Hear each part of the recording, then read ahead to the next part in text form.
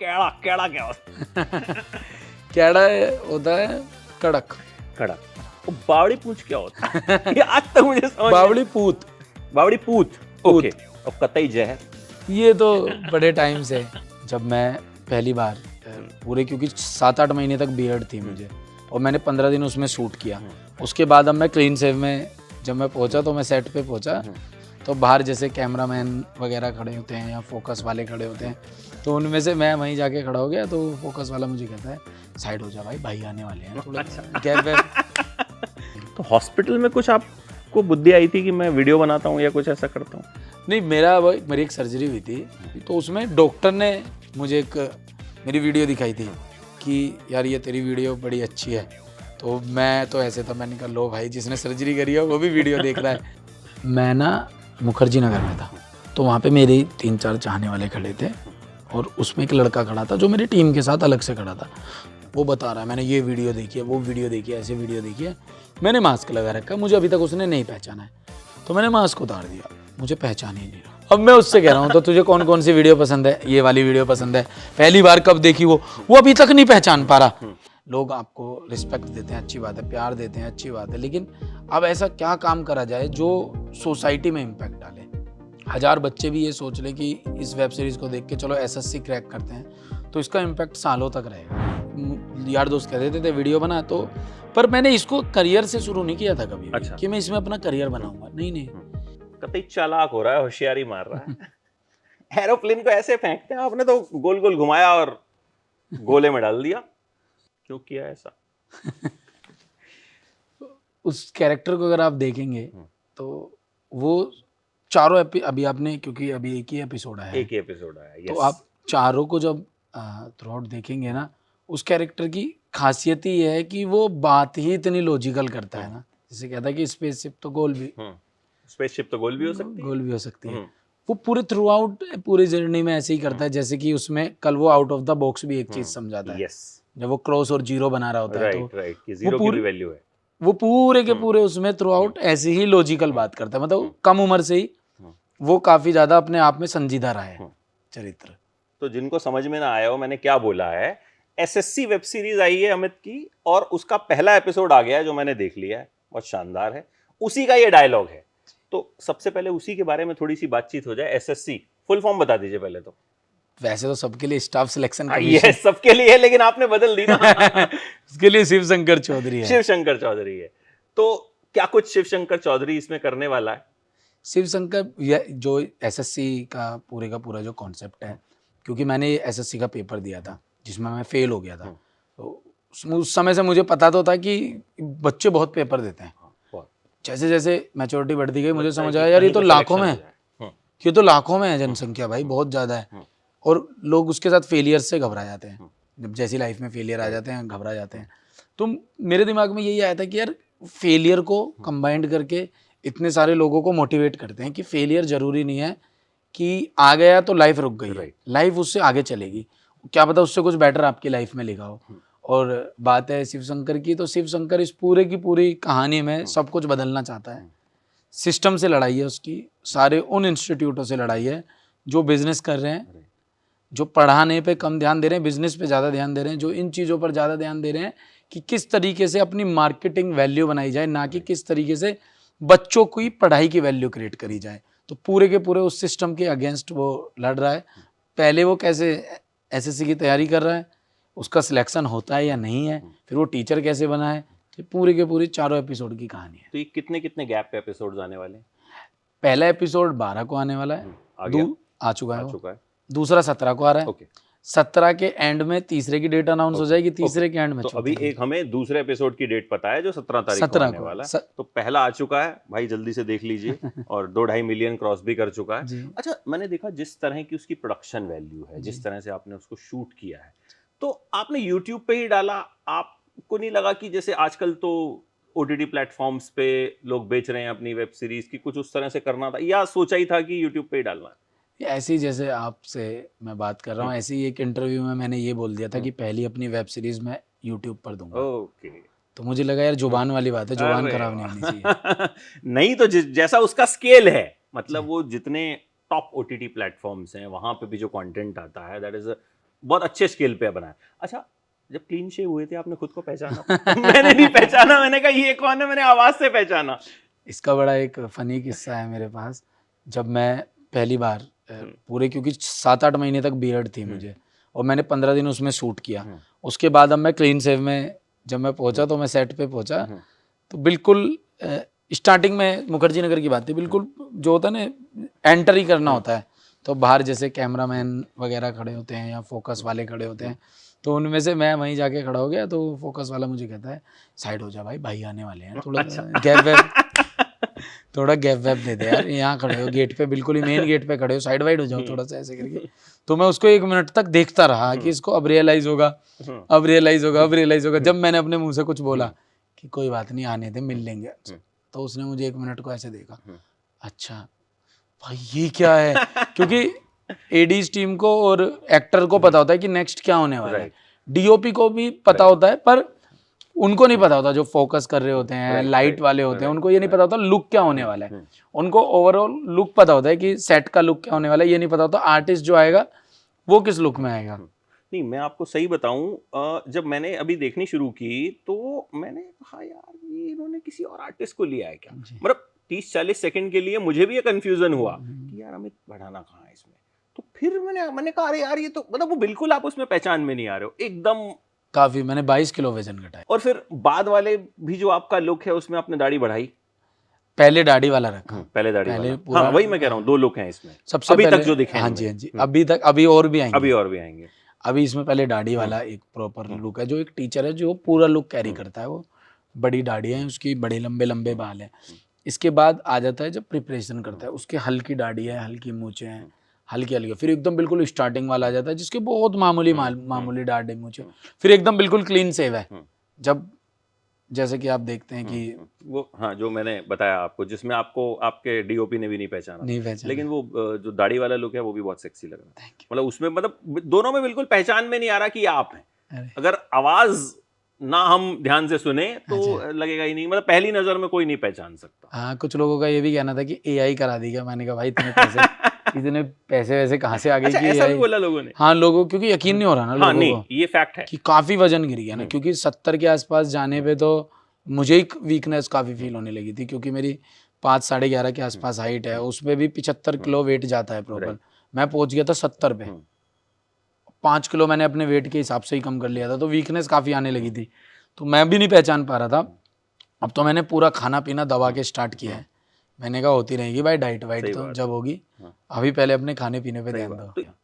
आपको लगा कि इसमें झंझट ज्यादा है यार, मैं यूट्यूब वीडियो बनाता हूँ, मैं ही हूँ उसमें, और लोग बेइंतहा प्यार दे रहे हैं, मिलियंस ऑफ व्यूज आ रहे हैं, तो लेकिन इसके लिए यार वेट भी कम करो, दाढ़ी बढ़ाओ, दाढ़ी घटाओ, लगा कि मतलब यार झंझट ज्यादा है। ये खुद से खुद का ही चैलेंज है, करते करते ना आपको एक समय के बाद ऐसे लगने लगता है कि अब अगला क्या करना है, बिल्कुल लेवल अप कैसे होगा, कैसे आप भीड़ से अलग पहचाने जाओगे। नंबर आपके पास हैं, अच्छी बात है, लोग आपको रिस्पेक्ट देते हैं, अच्छी बात है, प्यार देते हैं, अच्छी बात है, लेकिन अब ऐसा क्या काम करा जाए जो सोसाइटी में इम्पैक्ट डाले, जो ये दिखाए कि अरे यार ब्रिलियंट, ये बहुत अच्छा काम है।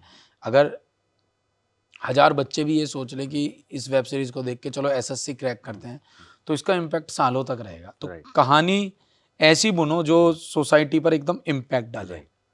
अच्छा, मैं मतलब बड़े टाइम से कोशिश भी कर रहा था कि आपके साथ बैठ के एक इंटरव्यू करूं, क्योंकि बहुत सारे हमारे व्यूअर्स कमेंट भी करते हैं अमित भड़ाना का इंटरव्यू करो, अमित भड़ाना का इंटरव्यू करो। बाई चांस आप, क्योंकि अब मुझे पता चला इसी वेब सीरीज में बिजी थे, हमने कांटेक्ट भी किया तो पता चला कि अभी वो शूट कर रहे हैं, तो बड़े सारे लोग बड़ी सारी चीजें आपके बारे में जानना भी चाहते हैं, कुछ पता भी है। मैं 1-2 आपके इंटरव्यू सुन रहा था, मतलब मुझे बड़ी हैरानी हुई कि जिस तरह से लाइफ को लेके आप उसमें बात कर रहे थे। एक बात आपने कही कि अगर हम नेगेटिव बातें करेंगे तो नेगेटिव लोग ही अट्रैक्ट होंगे जी। आपसे पूछा गया कि आपका कंटेंट ऐसा है, तो आपने कहा कि नहीं, मेरे जो व्यूअर्स हैं वो वैसे ही हैं, मेरे जैसे ही जी। तो व्यूअर आपने कैसे बनाया अपना, ये जो एक आपका अपना एक सिग्नेचर स्टाइल है, जिस स्टाइल में शायद बहुत कोई वीडियोस नहीं बनाता, तो कैसे सोचा कि नहीं सोचा कि कुछ यार एक्ट करता हूँ, कुछ बनावटी करता हूँ, कुछ ऐसे करता हूँ? आप तो जैसे हो वैसे ही, कैड़ा है, जहर है ये। अब इसका मैं क्या कह सकता हूँ, मेरी कह लो अपब्रिंगिंग ऐसी है, या मैं आदमी इतना सीधा हूँ कि मुझे मार्केट की फर्क ही नहीं है बिल्कुल भी। मैं आपको सच बताऊं तो मुझे पता नहीं होता। आप मुझे आज भी बैठ के बात करेंगे कि क्या चल रहा है, मुझे सच में समझ नहीं आ रहा होता।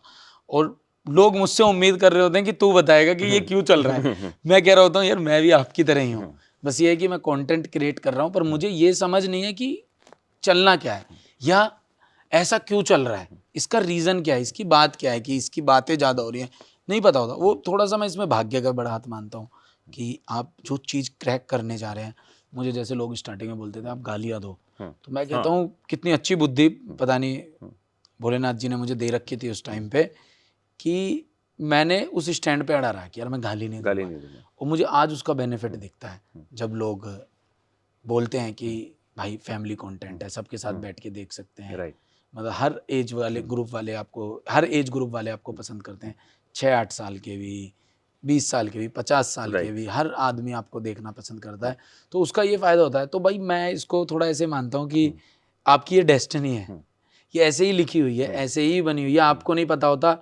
ये थोड़ा सा हो सकता है कि अपब्रिंगिंग में ये आ जाता है जैसे हो वैसे ही रहो, क्या दिखाना। अब हम जब कॉलेज में भी पढ़ते थे तो बड़ा ऐसा फील होता था, बड़े लोअर मिडिल क्लास फैमिली वाले हैं यार, नहीं बन पाएगी बात, यहाँ तो बड़े अमीर अमीर आदमी आते हैं कॉलेज में, ये वो। तो मुझे ऐसे लगता था अमित देख तू इसको बदल तो सकता नहीं है इस चीज़ को, है ना, इसमें तो समय लगेगा, मेहनत ही बदल पाएगी इसको तो। लेकिन जैसे अब ये हैं इनको बता दो ना हम ऐसे हैं। अब आपने आपके एक दोस्त के पास बहुत अच्छी गाड़ी है और आपका दोस्त कह रहा है कल आपको गाड़ी लानी है, आपने सरेंडर कर दिया, आपने कह दिया भाई मैं नहीं ला सकता जीवन में गाड़ी, मेरे बस की नहीं है, कमाऊंगा खाऊंगा तो मैं ले आऊँगा।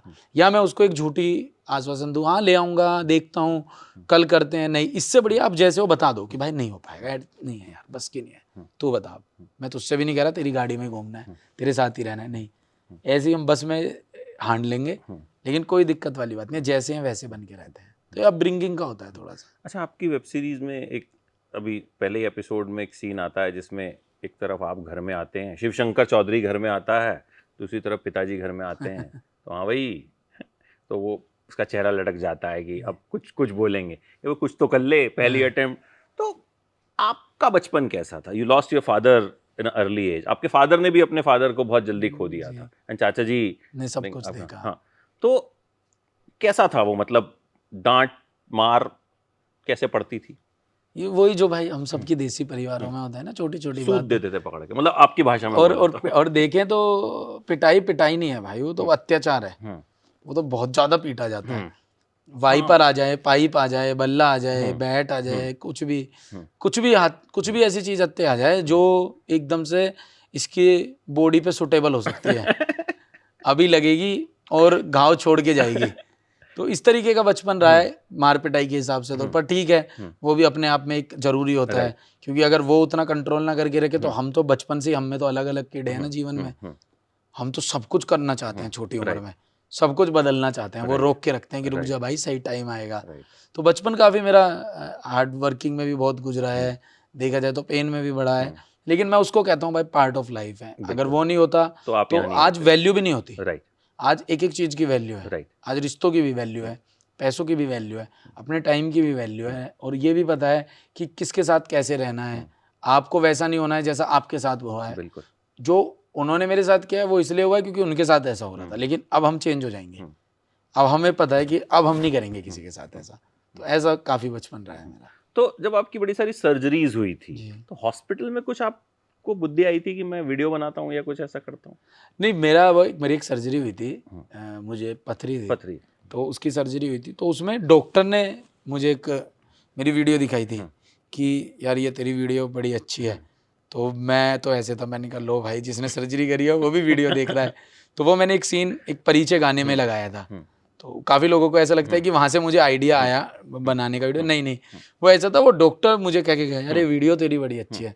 तो मेरे लिए वो बहुत अच्छा मोमेंट था कि चलो भाई, बेशक से इधर पड़े हैं, बुरी हालत में पड़े हैं, अभी 15-20 दिन लगेंगे ठीक होने में, लेकिन चलो ये मोटिवेशन आ रही है कि जिस डॉक्टर ने इलाज किया वो कह रहा है अच्छी वीडियो। डॉक्टर भी अपना फैन है बेसिकली ये। हाँ जी, वही थी। तो सोचा कैसे आपने कि वीडियो, क्योंकि जिस टाइम पे आपने बनाने शुरू किए उस टाइम पे शायद कोई सोच भी नहीं सकता था कि ये इतना बूम करेगा। इंटरनेट भी उस टाइम पे नया नया शुरू हुआ था। तो किस तरह से आपने सोचा कि चल ये काम करता हूँ वीडियो? 2016-15 में तो मैं डबिंग करता था, उसके बाद डबिंग करके मैं फेसबुक पर अपलोड कर दिया करता था। उसके बाद से मैंने 2017 में पहली बार सोचा, जब मेरी लॉ कंप्लीट हो गई थी तो मुझे वकालत के लिए जाना था। फिर मैं अगेन वही कहता हूँ भाई कि सब कुछ ऑलरेडी पहले से लिखा हुआ है, मैंने कुछ भी डिसाइड नहीं किया था, मैं तो बस चलता जा रहा था फ्लो के साथ। मुझे ये था कि मुझे ऐसा लगता था यार मैं किसी के अंडर नौकरी नहीं कर पाऊंगा, शायद थोड़ी प्रॉब्लम होगी। ऐसा नहीं है जो करते हैं वो गलत है, मुझे थोड़ी सी समस्या होती थी। तो मैंने उस टाइम पे फिर सोचा कि यार दोस्त कहते थे वीडियो बना, तो पर मैंने इसको करियर से शुरू नहीं किया था कभी भी कि मैं इसमें अपना करियर बनाऊंगा, नहीं, मजे में डाल रहा था मैं, था मस्ती मजाक में डाल रहा था। वो तो नाम चल गया, फील्ड मिल गई, डिजिटल इतना उठ गया, लोगों तक इतना पहुंच गया, वो कंटेंट एकदम गांव गली मोहल्ले की बातें करने लगा, लोग और ज्यादा रिलेट करने लगे, क्योंकि हिंदुस्तान तो वही है ना जो गांव में बसता है, जो गलियों में बसता है, वही हिंदुस्तान है असली हिंदुस्तान। तो उन्हीं लोगों को बहुत रिलेट हुआ, बहुत रिलेटेबल लगा, वैसी गाड़ी फिर चल पड़ी। तो घर पे लोग आ गए थे कि आपके भतीजे के साथ फोटो खिंचवानी है? स्टार्टिंग में हो गया था ऐसा कि करानी है, फोटो करानी है, पता नहीं था घर पे, आपको लग रहा था ऐसे क्या कर दिया तो पर फिर वो समझ गए, मतलब उनको लगा कि यार फोटो वोटो कराने आ रहे हैं ऐसे, तो कुछ तो अच्छा कर रहा है, वही है। तो वहां से फिर जो है मतलब आपने कहा कि भाई अब फिर तो खैर आगे आपका सफर चलता ही रहा, चलता रहा, फेसबुक तो से आप यूट्यूब पे आ गए, रुकेंगे अब यूट्यूब पे, अब तो खैर बिल्कुल भी नहीं रुकेंगे। अच्छा, अब जैसे आपने ये वेब सीरीज भी की, आपने तमाम तरह के वीडियोस बनाए, सबसे चैलेंजिंग आपको क्या क्या हिस्सा लगता है? कंटेंट क्रिएशन का सबसे चैलेंजिंग काम क्या लगता है? एडिटिंग बहुत डिफिकल्ट है। ओके, देखा जाए तो इसलिए एडिटिंग बहुत डिफिकल्ट है कि एडिटर की किस्मत कह लो या ख़राब किस्मत कह लो या क्या कह लो, कि उसको सारा डाटा लाकर जब दिया जाता है और जब वो कुछ कमियां बता रहा होता है तो उसको कहा जाता है अब इसको सुधार, मुझे नहीं, हमें नहीं पता, इसको ठीक कर। तो बेचारा, क्योंकि मैं एडिटर भी हूँ तो मुझे पता है वो पेन क्या होता है। जब मैं सीन को देख रहा होता हूँ ना, अरे यार ये ब्लर हो गया हल्का सा, या ये लाइटिंग यहाँ पर, ये क्लोजअप में अलग लाइटिंग हो रखी है, वाइड में अलग लाइटिंग हो रखी है, तो मुझे लगता है एडिटिंग बहुत डिफिकल्ट पार्ट है। उसके बाद सच बताऊं तो पूरा एग्जीक्यूट ही करना डिफिकल्ट पार्ट है। अगर आपने कुछ बहुत बड़ा सोचा है, अब आप एक वेब सीरीज लिख रहे हो जिसमें आपको पता है कि भाई 6 लुक तो दाढ़ी के ही चेंज होना है, तो जो बंदे होते हैं उनके ऊपर ही ऐसी रिस्पॉन्सिबिलिटी आ जाती है कि भाई सीन नंबर 10 में कौन से वाली दाढ़ी रहनी है। उसमें भी डिवाइड था, लार्ज, छोटी और भी ज्यादा छोटी, उसमें भी वो डिवाइड था। तो ये पूरे का पूरा गेम ही एग्जीक्यूट का इतना खतरनाक है ना।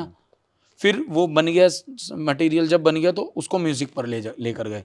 फिर म्यूजिक पर ले जाने के बाद एक अलग रिस्पॉन्सिबिलिटी कि यार अब इसको म्यूजिकली उठाना है। उधर इसका कलर डीआई चल रहा होता है, उसमें जो विजन हमने दिया है क्या वो डीआई वाले उसको क्रैक कर पाएंगे, टच कर पाएंगे। तो ये इतना लंबा प्रोसेस है, इतना लंबा प्रोसेस। और मैं तो फोले वगैरह भी कराता हूँ, जिसमें ऑडियो होता है, मिक्स मास्टरिंग होता है, साउंड होता है, सारा ये आवाज़ें पूरे का पूरा होता है। तो मेरा तो बहुत ही लंबा प्रोसेस है, बहुत ही ज़्यादा लंबा। अच्छा, आपने सब खुद से किया शुरू में जी, अब आप इतनी सारी टेक्निकल टर्म्स जो मुझे बता रहे हैं, तो कहीं कुछ ट्रेनिंग ली, किसी से समझा, या धीरे धीरे धीरे धीरे खुद ही पता चलता गया? धीरे धीरे सीखा, धीरे धीरे सीखा। पढ़ा तो जब भी है ना, वो तो किसी काम आया ही नहीं है मेरे आज तक।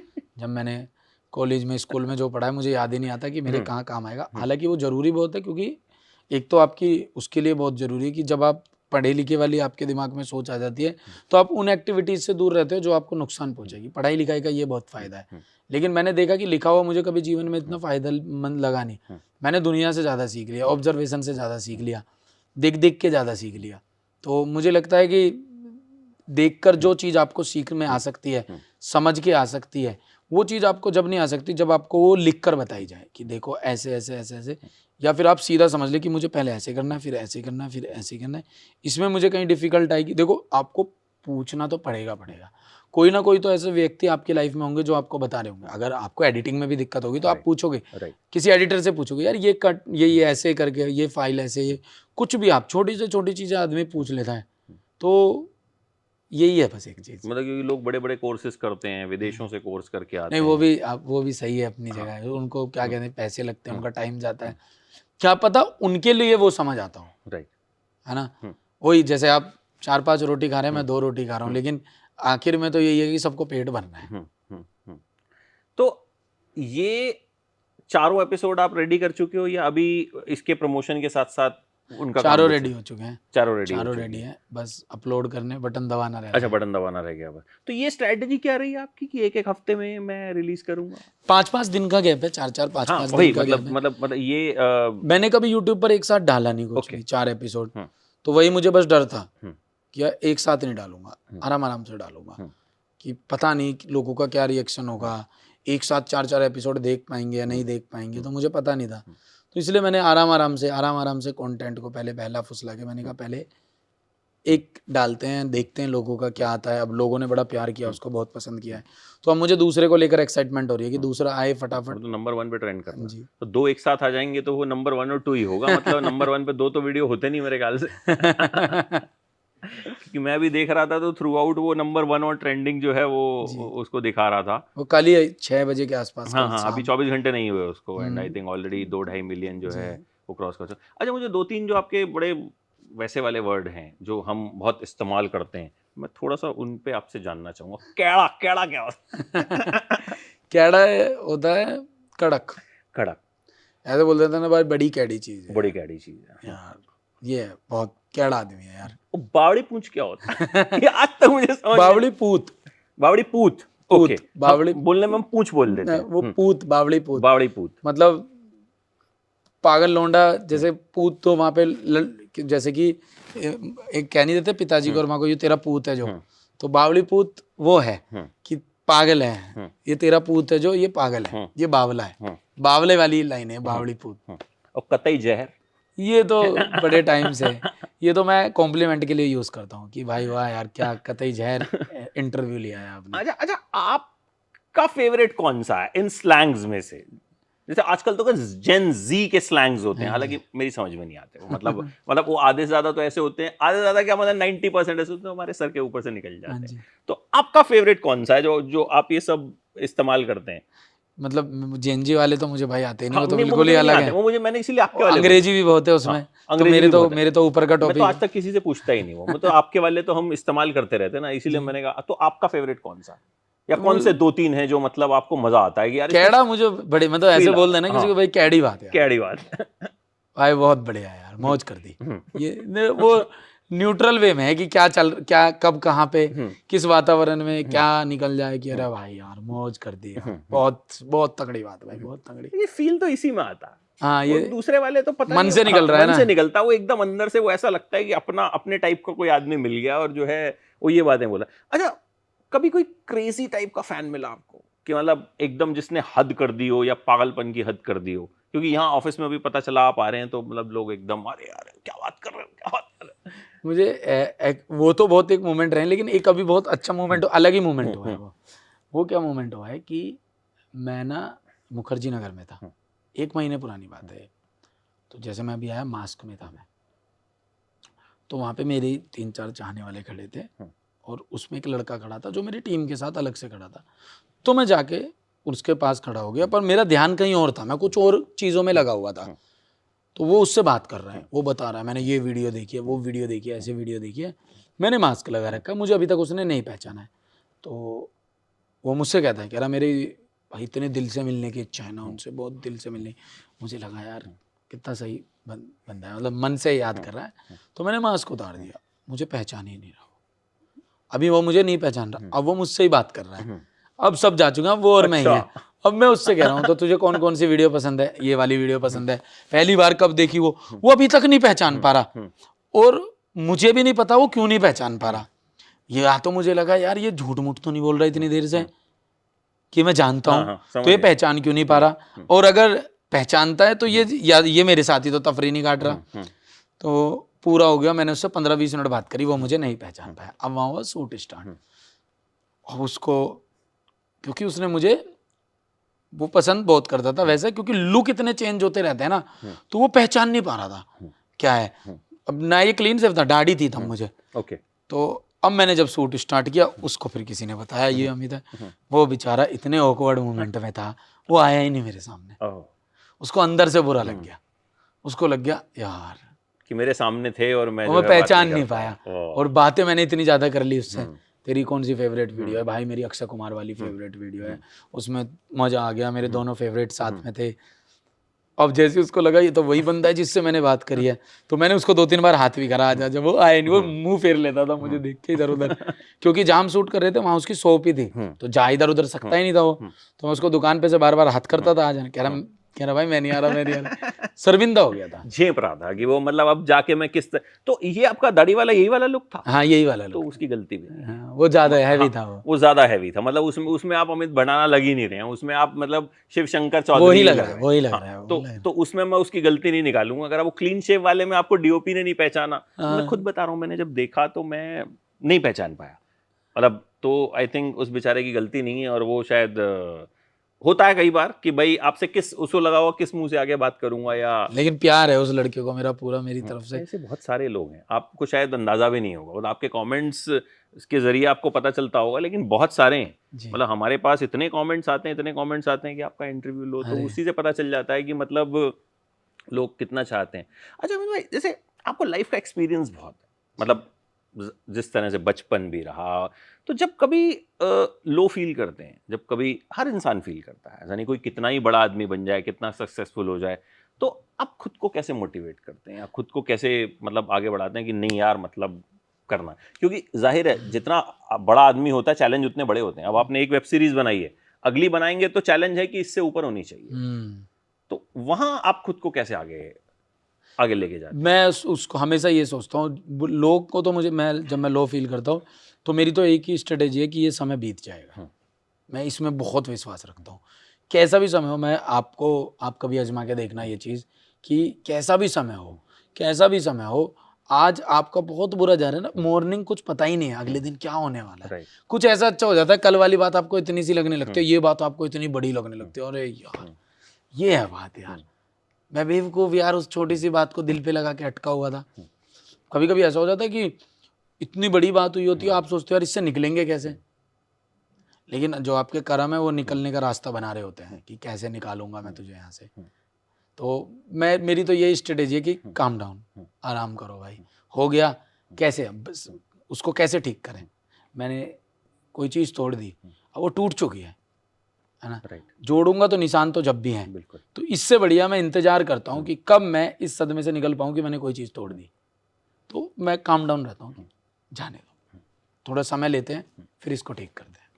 अच्छा एक चीज़, हर आदमी जो कामयाब होता है या जो बड़ा बनता है उसके साथ हमेशा होती है, अक्सर होती है, कभी ऐसा हुआ कि कामयाबी सिर पे चढ़ी हो या आपको लगा हो कि मतलब बाद में रियलाइज हुआ हो कि नहीं मैं थोड़ा ज़्यादा हवा में उड़ गया था, या ऐसा कुछ हुआ कभी हुआ लाइफ में? या आप मुझे तो कहते रहते हैं सब थोड़ा सा उड़ जाएगा करो। हाँ, ये पूछ रहा हूँ मैं, मतलब कई बार क्या होता है हमें, क्योंकि ऐसा कभी हमने सुना नहीं, कई बार होता है हमें खुद को रियलाइज होता है कि यार मैं शायद थोड़ा सा ऑफ ट्रैक हो गया इस चक्कर में, कभी लाइफ में ऐसा हुआ? मेरी लाइफ में कुछ ऐसे तत्व है नहीं, मैं दारू मैं नहीं पीता, सिगरेट मैं नहीं पीता, नॉन वेज मैं नहीं, पार्टी मैं नहीं करता, दोस्त मेरे नहीं है, मेरे जो दोस्त हैं वो मेरे 15-15 20-20 साल पुराने, वो मेरे साथ रहते हैं।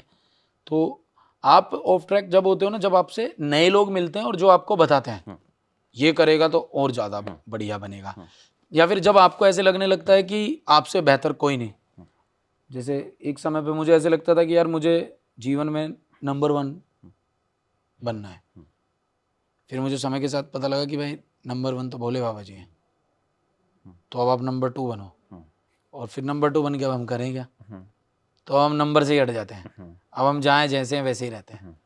तो कभी ऐसा हुआ नहीं जीवन में, क्योंकि मैं तो पेड़ बनने में ज़्यादा विश्वास रखता हूँ, छाव सबको दो, जमीन से जुड़े रहो, पेड़ आपने कभी उड़ता हुआ देखा ही नहीं होगा। बिल्कुल। सत्संग वत्संग सुनते हो आप?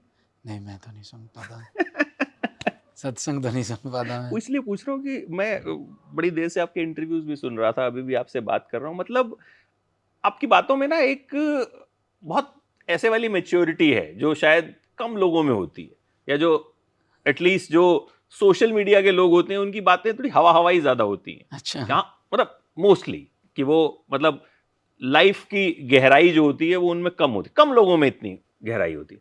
अच्छा एक चीज, जैसे आजकल एक ट्रेंड फिल्म वालों ने भी पकड़ लिया है कि वो किसी ना किसी बड़े यूट्यूबर को या बड़े इन्फ्लुएंसर को पकड़ लेते हैं और फिल्म में 1-2 सीन दे देते हैं, ठीक है, उससे उनकी फिल्म को चर्चा बहुत मिल जाती है जी। कि मतलब कि जाहिर है आपकी फॉलोइंग है सोशल मीडिया पे, और ये फैक्ट है कि जितनी फॉलोइंग शायद हमारे इन्फ्लुएंसर्स और यूट्यूबर्स की है वो शायद एक्टर्स की कई बार उतनी नहीं होती, रियल फॉलोइंग तो नहीं होती, क्योंकि हमने भी नोटिस किया। तो इस तरह का कभी आपके पास आया कि अमित भाई एक सीन कर दो या ऐसा कर दो, थोड़ा बहुत प्रमोट हो जाएगी फिल्म? फिल्म आती रहती है मुझे, आई होंगी अभी तक मुझे 7 से 8 फिल्म्स आई होंगी, लेकिन उसमें रोल ऐसा होता है कि मैं सोचता हूँ नहीं यार मैं शायद और अच्छे के लिए बनाऊँ। मैं कभी ये नहीं सोचता हूँ कि मुझे कोई बुला के क्या मुझसे फ़ायदा लेना चाहेगा क्या नहीं, ये तो क्योंकि म्यूचुअली चीज़ें हैं। राइट। अगर आपसे वो कुछ आपकी जो आपके नंबर्स हैं वो कुछ आपसे चीज़ ले रहा है तो वो आपको उसके लिए पे भी कर रहा है। राइट। पॉइंट 1। राइट। पॉइंट 2, कौन किसका क्या ले लेगा क्या नहीं ले लेगा, अगर चीज़ें कंटेंट आपका स्ट्रॉन्ग है तो फिर तो सब आपको पसंद करेंगे, चाहे आप इधर चले जाओ चाहे आप उधर। कभी कभी आप छोटा सा 5 मिनट का भी कहीं पर रोल करके आएंगे अगर, और वो कहानी बहुत अच्छी है तो वो पूरे की पूरी कहानी में उस 5 मिनट के रोल की चर्चा होगी। राइट। तो मुझे आते हैं, लेकिन मुझे ऐसा लगता है कि अभी मैं इस चीज़ के लिए नहीं बना, इससे बेटर मैं कुछ कर सकता हूँ। तो आगे है कोई इरादा हाँ फिल्में बिल्कुल करने है। का? और मतलब मुझे लोगों के साथ काम करना है, मुझे ये नहीं करना कि हमेशा मैं ही लिख रहा हूँ मैं ही डायरेक्ट कर रहा हूँ, नहीं। मुझे ऐसे कि कोई मुझे लिख कर भी दे, डायरेक्ट भी कोई और करे मुझे, ये मुझे बड़ा मन है, दिल से मन है कि कुछ ऐसा भी होना चाहिए मेरे साथ। क्योंकि यूट्यूब को तो आपने एक तरह से कॉन्कर कर लिया जी। मतलब पहले 20 मिलियन भी आपके पहले हुए, अब आपने इस पे वेब सीरीज भी बना ली, तो इसीलिए मैंने पूछा कि अब आगे और डायरेक्टर्स के साथ और एक्टर्स के साथ हम देख सकते हैं आपको कि मतलब हाँ बिल्कुल, आओगे कोई आप? बुलाएगा तो करूँगा, पर वो होना चाहिए, दमदार होना चाहिए। एक मजा आना चाहिए कि कल को आप देखकर यहाँ पर इंटरव्यू लेकर बैठ के ये ना पूछ रहे हो वो क्यों किया, वो ये कह रहे, आप कह रहे हो कि वो जो किया बहुत अच्छा किया। जैसे आज मैंने पहला एपिसोड देखा तो मुझे मेरे पास वजह थी कि हाँ अच्छा ये आपने क्यों किया, उसके बारे में बात करने के लिए हमारे पास कंटेंट था। कोई है दिमाग में किसी एक्टर के साथ काम करना या किसी हीरोइन के साथ काम करना? कई बार होता है ड्रीम हमारे एक्टर्स होते ऐसे हैं। मेरा ड्रीम तो कुछ भी नहीं है, क्योंकि सपने तो वैसे ही मैं तोड़ता रहता हूँ अपने। हाँ, कभी ये आपकी बात मुझे बड़ी अच्छी लगती है। सपने बुनो तोड़ दो फिर कोई बात नहीं, फिर कुछ नया करेंगे, फिर कुछ नया। मुझे राजकुमार हिरानी बहुत पसंद है, बहुत शानदार है, as a donkey a director. रही है अभी उनकी। अच्छा, तो उनका मुझे डायरेक्शन बड़ा अच्छा लगता है। उनके साथ मुझे वो है मेरे अमित त्रिवेदी, बहुत कमाल का जहाँ आप बैठे हैं कल सेम टाइम पे अमित त्रिवेदी बैठे हुए। अच्छा, उनका म्यूजिक मुझे बड़ा पसंद है, बहुत शानदार है, बहुत शानदार, डिफरेंट है। हाँ बहुत डिफरेंट है। तो ये वो लोग हैं बस जिनके साथ काम करने का मन है। गोविंदा जी के साथ काम करने का बड़ा मन है। अनफॉर्चुनेटली कादर खान साहब तो है नहीं अब हमारे बीच में, बड़े पसंद थे मुझे। वो तो खैर मतलब मुझे लगता है वो हमारी जनरेशन के मतलब एक ऐसे एक्टर रहे हैं जिन्होंने बहुत इम्पैक्ट डाला है। बाकी छोटी छोटी इच्छाएं मैंने पूरी करी, अक्षय सर के साथ काम करके, अजय देवगन जी के साथ, राजपाल यादव जी के साथ, मनोज जोशी जी के साथ, ये भी मेरी एक लिस्ट में थे। अब भाग्य ऐसा बना कि खुद ही उनके साथ काम जुड़ गया, अपने आप ही काम जुड़ गया। यही है मतलब अपने आप आया आपके पास, आपने उसके लिए कोशिश नहीं की? या नहीं, कोशिश तो मैंने की, कोशिश की तभी तो मिले ना वो मुझे। लेकिन इतनी आसानी से, मेहनत वो एक अलग चीज़ है, लेकिन इतनी आसानी से कि कुछ कर सकते हैं चलो करते हैं। मैंने कहा ये कर सकते हैं चलो कर लेते हैं, मैंने कहा बढ़िया है। ऐसे नहीं हुआ कि ये होगा वो होगा। बड़े लोग हैं ना, इनसे यही सीखने को मिलता है कि ये लोग इतनी मेहनत करते हैं ना काम के ऊपर, इतनी मेहनत करते हैं, उसमें पूरा इन्वॉल्वमेंट दिखाते हैं अपना हर एक तरीके से। अक्षय सर और कैटरीना मैम तो बहुत ज़्यादा इन्वॉल्वमेंट दिखाते हैं, छोटी छोटी चीज़ों का ध्यान रखते हैं, पोस्ट में ना, एडिटिंग पे, कलर्स पे, सब पे कमाल के लोग हैं। मुझे याद है एक बार अक्षय कुमार के साथ, सालों पहले की बात है, मैं इंटरव्यूज वगैरह मैंने कई किए उनके साथ, एक शूट किया था हमने, तो उन्हें कुछ एंकर लिंक पढ़ने थे, हमारे साथ उनका एक टाई अप था, तो वो रोमन में पढ़ सकते हैं। अच्छा, वो हिंदी में नहीं पढ़ सकते मतलब कंफर्टेबली, तो उन्होंने वो पूरा का पूरा रोमन में पहले ट्रांसलेट करवाया, फिर कहा कि यार अब पढ़ूंगा, अब मजा आएगा इसमें। मतलब ऐसा नहीं कि तुम्हारे लिए 4 लाइन पढ़नी है, कोई बात नहीं मैं पढ़ के जो है उसको, उन्होंने कहा नहीं मैं इंतजार करता हूँ, इसको रोमन में करवाओ और फिर हम करेंगे इसको। अच्छा। तो वहां मैंने उनकी शिद्दत देखी कि भाई मतलब बंदा जो है एक ऐसी जगह पहुंचा है तो वाकई में जो है कुछ तो कारण होते हैं लोगों के वहां पे पहुंचने के। बिल्कुल बिल्कुल। अच्छा, आप जब से आपने शुरू किया था तब ये ट्रोल्स बॉट्स ये सब कुछ नहीं होता था, ये तो हमने अब रिसेंटली सुना, तो आपको कुछ अफेक्ट करते हैं ये लोग? नहीं नहीं, मैं तो कहता हूँ मुंह पे आके मिलो क्या तुम।